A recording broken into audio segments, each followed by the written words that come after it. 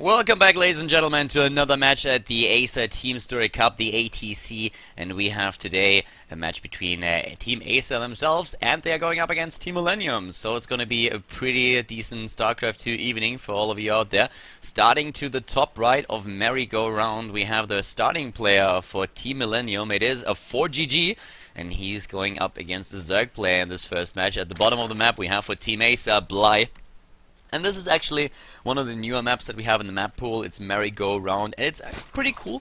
It's one of the few 3-player maps that we have ever seen in the ladder pools. Very exciting one, in my opinion. So I really like the idea of having a 3-player map. You still need to scout, but it just adds a certain touch to it. But we haven't seen too many maps or too many games on the map just yet, and therefore we will have to have a look how exactly that's going to play out in our first game here today. This is, of course, once again a best of 9 between Acer and Millenium here at the Acer Team Story Cup. Keep that in mind, and I guess we are going to be in for some really good StarCraft. At this point right now we have just a bit of scouting going on, of course, with the Overlords, but for ForGG we have already the barracks right at the front and the refinery. We're gonna see that Reaper opening that is just so typical for this matchup. And ForGG is one of those players that has shown, especially at the end of 2013, that he can play absolutely insane games against Zerg. I still remember when I was at NorthCon and casting ForGG versus Jaedong, for example. It was an insane game. The Terran player has such a great unit control and multitasking that it's very difficult for a Zerg player to get a hold or get control of the game once that he started to use his drops. The thing is, you really have to cut him off at the knees right at the beginning and make sure that he doesn't get into this position where he can do whatever he wants.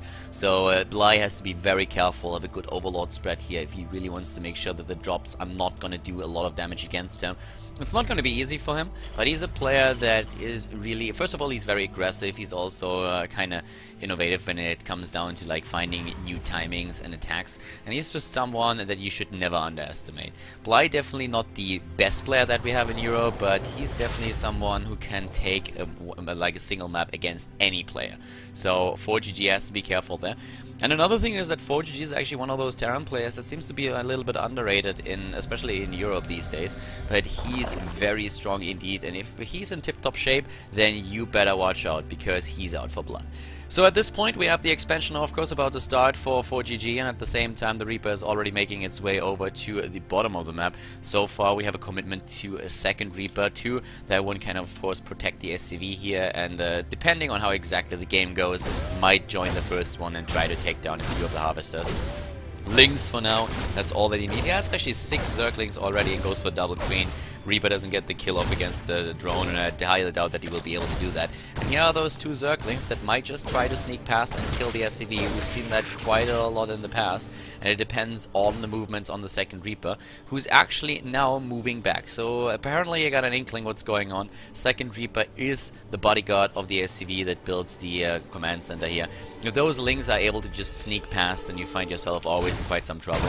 A single Zergling and 1 drone, that's what the Reaper got so far. And thinking about a single Reaper being committed to this attack, that's absolutely worth it already. Even forcing another Spore Crawler here. So well played by ForGG. Nice micro already in the early stages of this first game at the ATC.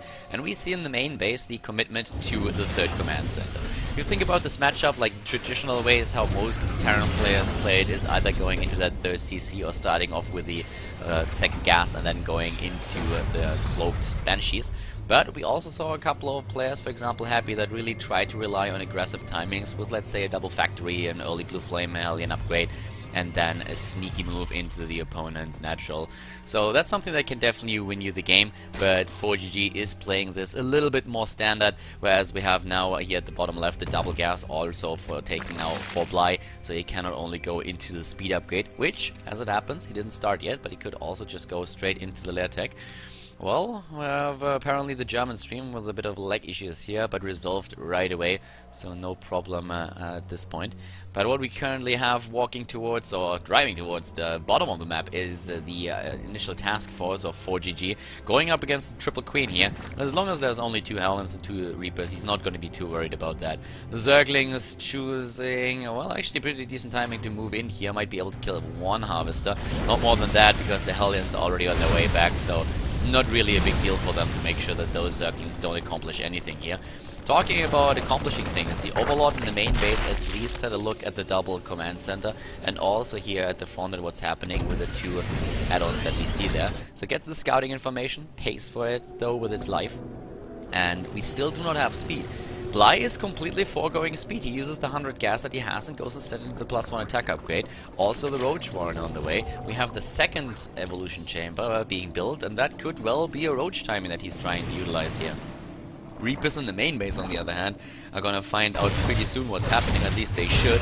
Taking down a couple of Harvesters. First one goes down, gets the second one. First Reaper bites the dust, but not quite. Doesn't really get the additional Spore Quarter, but the Hellions suddenly in the base, and that is something that Bly should have seen coming.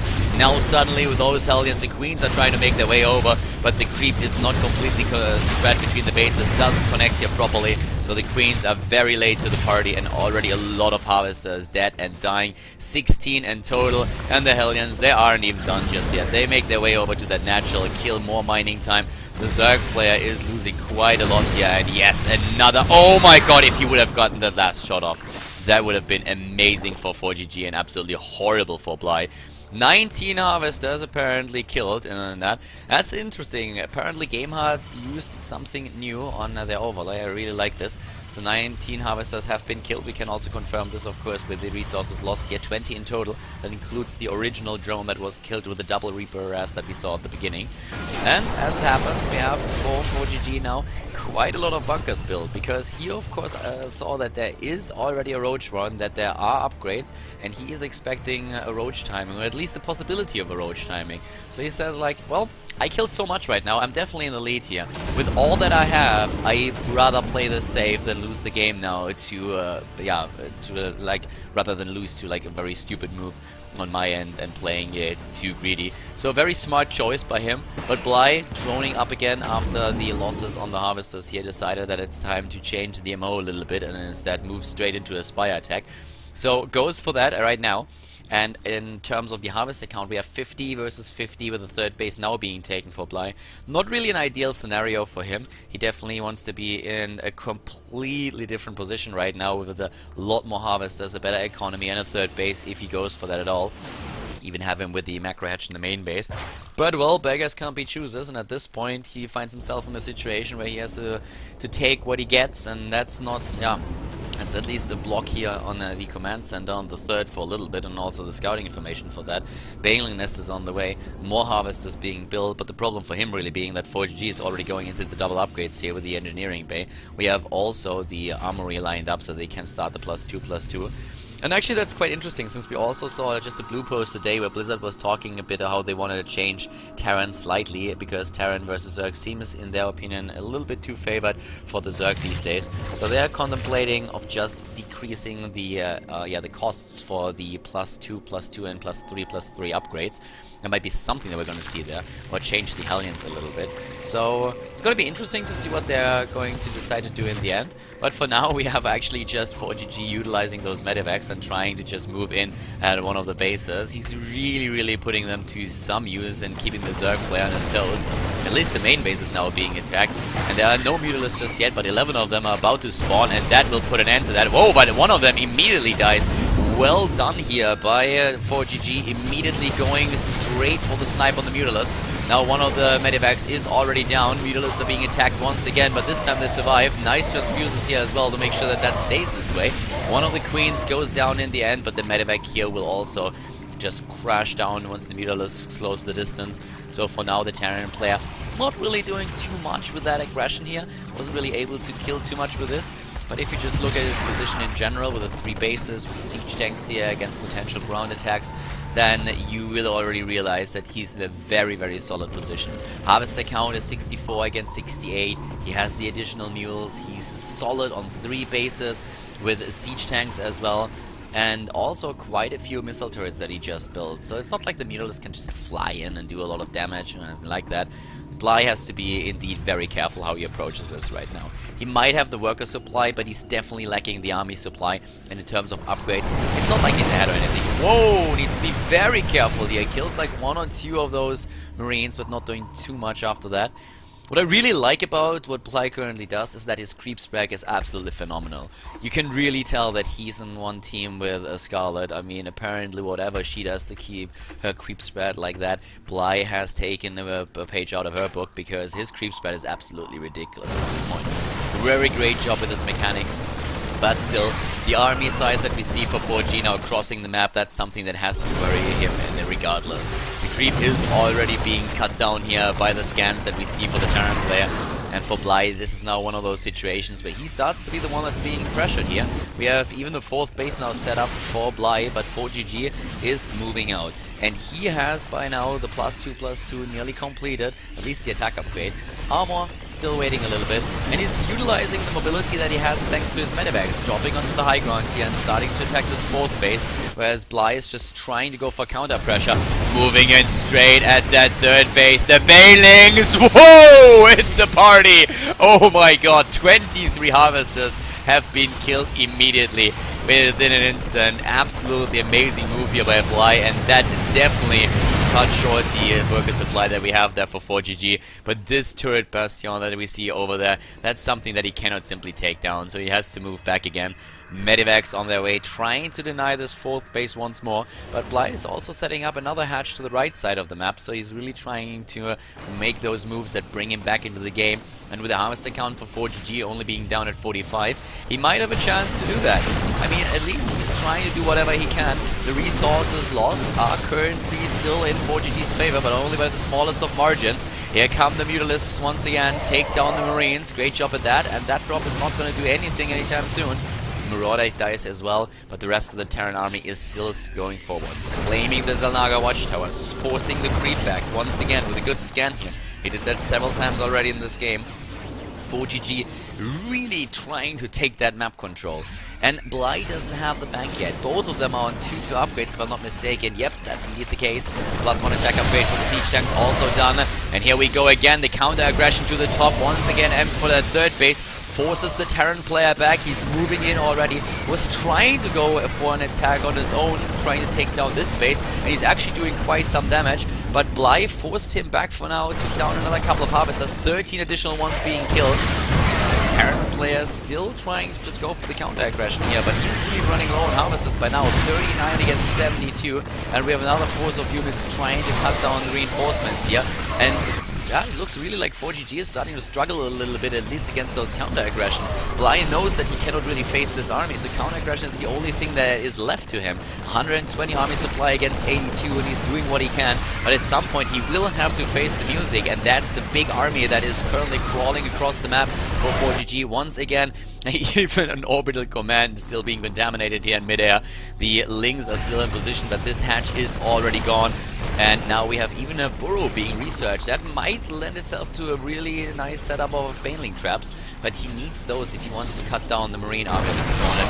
Catching the reinforcements there, a little bit sloppy by ForGG, not realizing that those units were trailing behind. And he's at 150 supply, but Bly is working up that bank, and I have to say that he's doing a pretty great job. ForGG is starting to struggle here a little bit. Probably thought that game would be a bit easier for him after he was off to such a great start. But at this point we have a very nice move here by Bly. I really like what he's doing. Always just trying to go for those guerrilla tactics, like not fighting the main army, just moving in. And now he's ready. He wants to go for it. He's moving in with all those Banelings, trying to cut down the Marines. Siege tanks are already being eliminated. The Banelings are still there. The splits are decent, but are they good enough? ForGG is losing a lot here. They're dropping it down the same amount of supply, but it's Bly who has that big bank still, at least in minerals. He still has that army, and ForGG, he's moving in, he's trying to force the creep back even further. But at this point, Bly is starting to really close that gap completely. I mean, in terms of like the army supply, of course ForGG is still a little bit ahead, given how many harvesters he lost earlier. But still, Bly is working on it. And if you look at the harvesters lost, that's 37 against 38, so both of them with similar numbers here. The problem for Bly is really that facing this army is so tough for him. It's very difficult to really go up against this. He needs more units, and he's building them right now. Still a little bit short on the gas income. If he loses this base, that would definitely not be in his favor. He needs a little bit more mineral harvesting here, and that's why we have another setup to the left side where he rebuilt this hatch. But losing this one is of course quite annoying for him. Terran player, on the other hand, is still on 3 bases. It's not like ForGG decided to take a 4th at some point in this game. He is trying to just cut Bly completely off from his income. But Bly, once again, with another attempt to go for a run by. The 3-3 now finally started for ForGG. Keep in mind that Bly also doesn't have an infestation pit, so he can't go into Hive Tech. We won't see the 3-3 upgrades for him anytime soon. But he might be able to do some damage to those. Oh, what a clutch lift here for ForGG. Well done. But at the third, one of the siege tank goes down, another one being saved by the medevac there. Nice micro by ForGG, only losing one of them. In terms of army supply, we have 112 against 120 actually against 64. Ooh, needs to be careful how he uses those banelings. And talking about units, we have a few Zerglings still trying to sneak in over here at the natural. Not successful, but if Bly can hold on a little bit longer, he will have the better economy for sure. So at this point, ForGG very, very eager to take down another base. He knows that Bly is dependent on this 4th, and he's trying to take that out. Using those siege tanks once again on the high ground to lend a little bit of backup to the Marines on the high ground, and those are moving in right away, whereas Bly builds one base to the left, another one to the right. He's really trying to spread them out, but another force of ForGG moves in at that 3rd base, and wow, this time he's doing quite some damage. Kills 12 additional drones, and ForGG knows, of course, that Bly does not have mules to make up for the harvesters that he uses here. But with all the harvesters that we have, still for Bly, he should still be fine. 55 against 49 at this point in time. But he's gonna lose even more than that. He might lose that hatch, but at the same time, another attack over here at that 3rd. The Mutalisks are moving in, and this time I don't think they're gonna show mercy. Marines are moving back, trying to save that command center, and they might be able to just do that. Another volley, and it's gonna go down, I guess. Oh my god, he needs another shot, and he gets it. Gets the shot, sacrifice another Mutalisk. 13 SCVs died here as well. It's the big slaughter of 2014. Both of them playing actually such a hyper-aggressive game. I love it. I mean, this is the best game that we could hope for in terms of opening matches here. Right now we have ForGG at 180 supply against 133. Bly still going strong there. 20,000 resources lost against 16,000. He has those 2 bases to the left, to the right, but he's losing the one in the middle here. And he still cannot fight what ForGG has on the map. So he's just trying to cut off his income. And he's doing a great job at that. But facing this army, I mean, look at this massive, massive army that we see for the Millenium Terran player. 87 Marines and the medevacs to go with that. It's really about the baneling traps right now. What a great scan by ForGG. He must have seen one of those banelings burrow a little bit earlier. That's exactly what he kind of needs. Just one of those baneling traps working out in his favor, and Bly could be back into this game. At this point, he's really just trying to react what's going on. So we have Bly now in a position where he's still trying to blindside his opponent, even blocking that position over here. Of course, scouting within Overlord as well. But ForGG starting to split his army a little bit. And Bly, he definitely has the better income. I mean, don't get me wrong. We have this base over here still alive, the one to the left not any longer, and that drop that was responsible for that is already heading into the main base right now, trying to take down the Spire, and that would put a stop to the air units for now, at least for this game. Yeah, it looks very much like it. And the base already cancelled here. More Marines are being built. ForGG with the power of Marines, the Mutalisks that we see here, 20 in total, are now roaming into the main base, or at least the natural for now, trying to take down a few additional units, and they are able to get some kills. I need to be careful that they don't have to fly into the missile turrets that are lined up here. And might be able to kill a few more units there. At least get a medevac for now. Every unit counts. But, oh, this is getting nasty. He's flying into the missile turrets. No additional Mutalisks go down. But we have another set of ForGG's army all the way at the bottom, taking down creep tumors, trying to really limit the range of movement that we have there for Bly. He's really getting into Bly's comfort zone right now. And this base to the right side seems to be the last source of income for our Zerg player. The Acer starting player is starting to struggle a little bit, especially since ForGG has once again set up the SCVs at the mineral line of this third base. So he has the income again. Nice snipes on the siege tanks on the other hand. Bly is really doing whatever he can. I mean, this is a great game that he's playing here. He fell far behind at the beginning, but this is one of those moves that he cannot allow himself to go for. He needs to be very, very map aware. It's so difficult, but every single Mutalisks that loses is a big one. Nice baneling detonation right over here. And we have at the same time the Spire now built again. That Medivac not doing too much, was trying to go for a drop, but the units already in position. More Baneling traps all over the map, but we have a double drop in the main base now. And this one could take down nearly the entire main of Bly, and he knows it of course as well. That Spawning Pool is the first target. The Zerglings are going to go down as well. Keep in mind that the 3-3 is by now completed. This is something that of course gives ForGG another huge advantage in this game. 120 army supply against 68, the double drop still there, the Mutalisk can't really engage. And what Bly needs is minerals. He really needs minerals, and he's building another base already. He has the gas, he has 2,000 gas. If he had the minerals to go with that, we would see 20 additional Mutalisks join the fun, and they would definitely be able to do quite a lot here. But now we have the drop being taken out at the bottom, the Lings are running in to provide a little bit of cover for all of the Mutalisks. One goes down eventually, but here go the Medivacs, one down, the second one about to die as well to the right side of the map. On the other hand, the Terran player moving in once more, trying to go straight for this base, and this is the one that he needs to save, and he can't. He just cannot face this army. 140 supply against 90 now. Overall, this base over here is going to be done in just a few seconds. That will allow Bly to get a few more units into the game. But ForGG, he's still mining at that third, and he's not going to stop anytime soon. This is really starting to get super tricky. Long distance mining, that's the only thing that we see Bly doing right now. Wants to kill a couple of units with the Mutalisks here, but the setup for his opponent is absolutely incredible. And at this point, with the Overlord gone, there's another option for ForGG to put down a command center, at least in the near future. The Mutalisks are still trying to go in, and Bly, oh, he's losing too much. Alright, this was kind of the last attempt that he had there. Losing the Mutalisks, definitely a big problem. He was trying to move in, he was really going for it, moving in with the ground units, but then he saw the siege tanks in the back that got their shots off. Tried to move back, the Zerglings a little bit too fast, no cover for the Mutalisks any longer, and they get taken out. In total, what we saw there, 278 Zerglings gone over the course of this game. Triple drop making its way in. 40 Mutalisks killed 200 Marines. Those two were really at each other's throat in this match.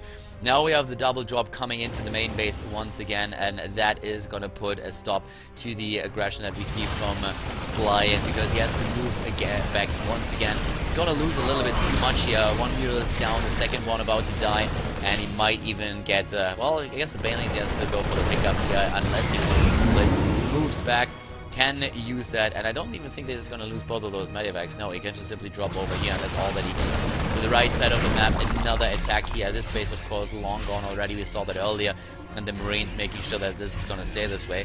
Another set of units to the left. The base over here being set up. Even a couple of Marines just making sure that there are no circling running guys that can really threaten this base.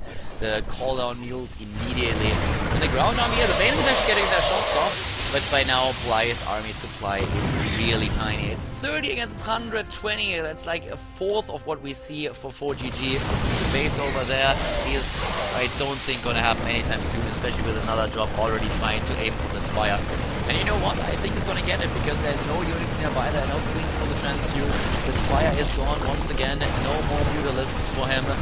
And yeah, ForGG knows exactly that he can do whatever he wants right now. He's taking down the Evolution Chambers. Great game here by ForGG in the opening match. Bly really doing whatever he could, but in the end, the Terran player just a tiny little bit too strong. The Mutalisks going down here, and Bly already knows what's happening there. He would never face a drop like this if he had any other choice, but the problem is he just doesn't. The Lings are moving in, well, one Ling, and he scouts what's going on, and this is checkmate. This is ForGG moving all the pieces across the board and putting Bly into a position where the Terran player can just not lose any longer. So, very well played by ForGG here. Bly on the ropes. He's staying in this game. He still has hopes that maybe a mistake by ForGG will bring him back into the game. Think about all those Banelings that we see.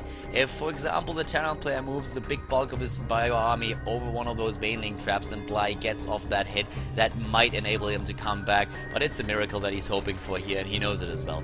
The Spire being built a little bit in a hidden position, but we have now a bio force moving over to the space, and more Harvesters are being killed here, and of course this hatch is making no exception there. It's gonna die. There's nothing that Bly can do about it. He's trying to move in. Maybe he can take down the Marines, but no, there's the GG. And the Terran player for Team Millenium puts the first point onto the scoreboard for his team. Well played by ForGG, and congratulations to this first win.